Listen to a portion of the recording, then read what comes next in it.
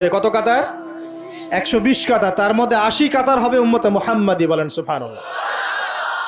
আর এই উম্মতে মুহাম্মাদির মধ্যে আরো 70,000 স্পেশাল মানুষ আছে। কত হাজার? যারা বিনা হিসেবে বিনা আযাবে ডাইরেক্ট জান্নাতে যাবে ইনশাআল্লাহ। বলে দিব তারা কারা? 70,000। তবে অন্য একটা হাদিসে আসছে যে প্রত্যেক হাজারের সাথে আরো 70,000। তবে শর্ত কঠিন। কিরকম শর্ত? সাহাবীরা বসে ডিসকাস করছেন কে হতে পারে তারা। কেউ বলছেন তারা হয়তো প্রথম দিকের মুসলিমরা হবেন, কেউ বলছেন তারা হয়তো মুজাহিদরা হবেন, কেউ বলছেন তারা বদর যুদ্ধের সাহাবীরা হবে ইত্যাদি। তখন নবী সাল্লাল্লাহু আলাইহি ওয়াসাল্লাম আবার চলে আসলেন, ব্যাক করলেন। ব্যাক করে বলছেন তোমরা কি এই বিষয়ে কি বিষয়ে কথা বলছিলে? তখন সাহাবীরা বললেন আমরা তো ডিসকাস করছিলাম যে কারা হতে পারে সেই 70,000। নবীজি বললেন শোনো, ওই 70,000 মানুষ, এক নাম্বার, ওই 70,000 মানুষ পাখি উড়িয়ে ভাগ্য গণনা করে না। প্রথম কাজটা কি? মানে তারা ইসলাম এত কঠিনভাবে পালন করে যে পাখি উড়িয়ে ভাগ্য গণনা বা হাত দেখা, রাশিফল, এরকম শিরিকের ধার কাছেও নাই। তারা শিরিকের ধার কাছেও নাই। দুই নাম্বার, তারা আগুনের শেকা বা উল্কি দিয়ে, এই ট্যাটু আছে না, ট্যাটু উল্কি আঁকে আগুন দিয়ে, এই ধরনের ট্যাটু উল্কি তারা আঁকে না শরীরের মধ্যে। এইসব কুলক্ষণে সুলক্ষণে তারা বিশ্বাস করে না। তিন নাম্বার, তারা অবৈধ ঝাড়ফুঁক করে না। অবৈধ ঝাড়ফুঁক করে না। বৈধ ঝাড়ফুঁক করা যাবে, সূরা ফাতিহা পড়ে ঝাড়ফুঁক করা যাবে, সূরা ফালাক নাস ইখলাস পড়ে পড়া যাবে, আয়াতুল কুরসি পড়ে পড়া যাবে, কোরআন হাদিস দিয়ে ঝাড়ফুঁক করা যাবে। কিন্তু অবৈধ কিছু ঝাড়ফুঁক আছে না, তান্ত্রিক কবিরাজদের কাছে মানুষ করে, এগুলো করা যাবে না। আর চার নাম্বার হচ্ছে তারা সর্বাবস্থায় এক আল্লাহর উপরে তাওয়াক্কুল করে, ভরসা করে, আল্লাহর প্রতি তাওয়াক্কুল করে। এরা হচ্ছে সেই 70,000 মানুষের মধ্যে থাকবে ইনশাআল্লাহ। এক সাহাবী দাঁড়িয়ে বললেন, ওয়াকাশা দাঁড়িয়ে বলছেন যে ইয়া রাসূলুল্লাহ, আমার জন্য দোয়া করেন, আমি যেন সেই 70,000-এর মধ্যে থাকতে পারি। তো নবীজি বললেন হ্যাঁ, তুমি 70,000-এর মধ্যে একজন যাও। এরপর আরো দুজন সাহাবী দাঁড়িয়ে গেলেন, আমার জন্য দোয়া করেন। নবীজি বললেন না, ওয়াকাশা অগ্রগামী হয়েছে। এভাবে সবার জন্য দোয়া করতে থাকলে দরজা কি হতো? বন্ধ হয়ে যেত। তো এই দরজা খোলা আছে। এই যুগের মানুষও হতে পারে না? যে ব্যক্তি শিরক করে না, আল্লাহ ভরসা করে, কোন রকম কুলক্ষণে বিশ্বাস করে না, ইসলাম পরিপূর্ণরূপে পালন করে, ইনশাআল্লাহ তাআলা আল্লাহ চাইলে তাদেরকে আল্লাহ পাক 70,000-এর মধ্যে আশ্রয় দিবেন, অংশ দিবেন ইনশাআল্লাহ তাআলা। তো আমরা বলছিলাম যে আমরা কোত্থেকে আসছি ভাই? জান্নাত থেকে। কোথায় যাব? ইনশাআল্লাহ। এর মাঝখানে শয়তানের পথ রয়েছে কিছু, শয়তানের ফিতনা। কি ফিতনা? শয়তান চায়, শয়তান কিন্তু ওয়াদা করে আসছে, চ্যালেঞ্জ করে আসছে আল্লাহর কাছে। কি করছে? চ্যালেঞ্জ। শয়তান কি চ্যালেঞ্জ করছে জানেন? শয়তান চ্যালেঞ্জ করছে যে রব্বি, শয়তান বলছে রব্বি মানে হে আমার রব। শয়তান কিন্তু আস্তিক, শয়তান কিন্তু আল্লাহকে বিশ্বাস করে। সে বলছে রব্বি, হে আমার রব, আনজিরনি, আমাকে অবকাশ দিন, ইলা ইয়াউমি ইউবআসুন, কিয়ামত দিবস পর্যন্ত অবকাশ দিন। আল্লাহ বলছেন ফাইন্নাকা মিনাল মুনজারিন, যাও, তোমাকে অবকাশ দেওয়া হলো। কিয়ামত পর্যন্ত সময় আল্লাহর কাছে এমন বড় কিছু নয়, খুব সামান্য। এবার সে বলছে রব্বি ফাবিমা আগওয়াইতানি, হে আল্লাহ, যে আদমের জন্য আজকে আমাকে জান্নাত থেকে বের করে দেয়া হলো সিজদা না করার কারণে, লা আকুদান্না লাহু সিরাতাকাল মুস্তাকিম, ওই আদমকে জাহান্নামে নেয়ার জন্য আমি সরল পথে ওত পেতে বসে থাকবো। বসে থাকে না শয়তান? সুম্মা লাআতিয়ান্না মিন বাইনি আইদিহিম, খুব ভালো করে জায়গাটা বোঝেন প্রিয় ভাইরা। শয়তান চ্যালেঞ্জ করে বলছে সুম্মা, এর পরে আমি আসব আদম সন্তানের সামন থেকে। কোত্থেকে?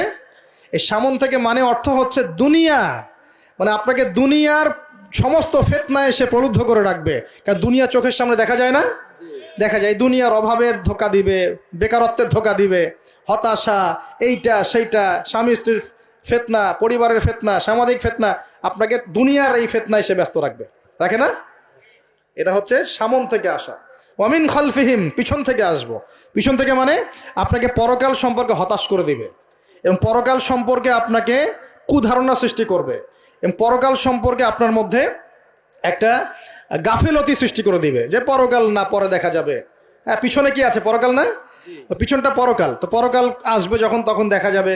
হ্যাঁ, বৃদ্ধ হলে তখন তওবা করে নিব, এখনো কি তাড়াহুড়ার কি আছে, পরে দেখা যাবে শেষ বয়সে। এরকম করে আপনাকে ভুলিয়ে ভালিয়ে রাখবে পিছন থেকে।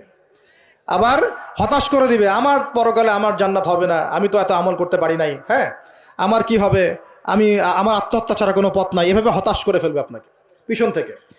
সুম্মা লায়াতিয়ান্না মিন বাইনি আইদিহিম ওয়া মিন খালফিহিম, সামন থেকে আসবো, পিছন থেকে আসবো, ওয়া আন আইমানিহিম, ডান দিক থেকে আসবো। ডান দিক মানে কি? এটার ব্যাখ্যাও চমৎকার। ডান দিক মানে কি? আমরা বলি না ডান পক্ষ খুব ভালো মনে করি না?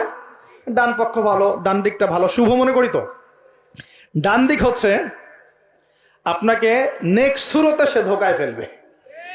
ডান দিক মানে কি? নেক্সট সুরতে ধোকায় ফেলবে। মনে কর ডান দিক মানে ভালো, মানে আপনি নামাজ পড়ছেন কিন্তু নামাজের মধ্যে শিরিক ঢুকাই দিবে। মানুষ দেখতেছে ভালো করে নামাজ পড়ি, নামাজ জাকাত দিচ্ছেন, দান সৎকা করছেন, মনের মধ্যে রিয়া ঢুকাই দেবে। ভালো কাজই তো করছে, ঠিক আছে? মানে হ্যাঁ, এটাও ঠিক। ওই যে হালাল প্রেমের দিকে উদ্বুদ্ধ করার চেষ্টা করবে। ডান নেক্সট সুরতে ধোকা, নেক্সট সুরতে।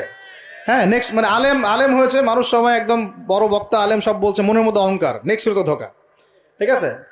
বা মনে হচ্ছে যে এক ভাইয়ের গীবত তহমত সমালোচনা করাকে সে দিনের পথে সংগ্রাম মনে করছে, নেক্সট সুরতে ধোকা।